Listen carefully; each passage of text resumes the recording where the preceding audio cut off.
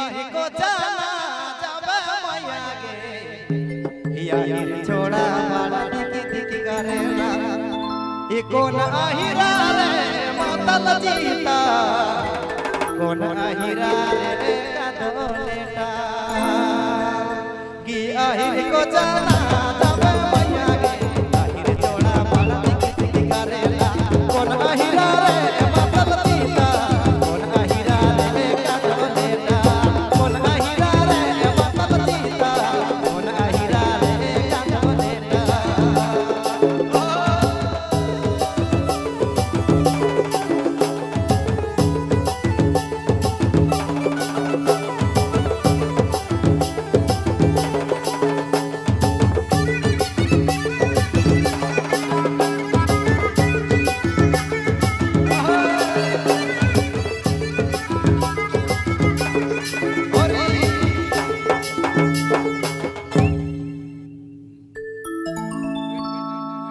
अच्छा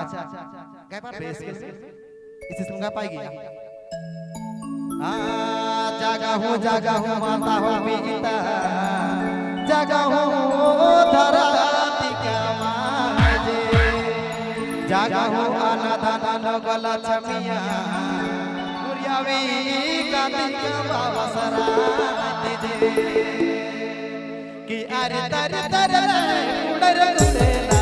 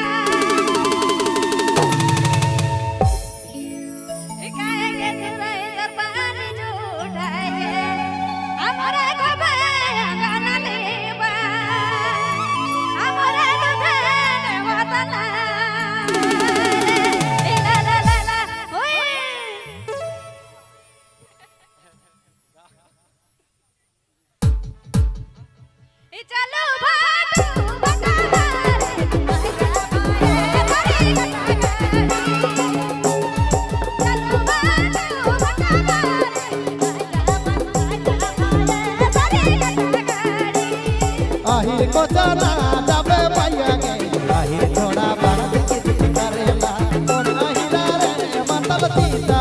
कोन आहिरा रे कादो लेटा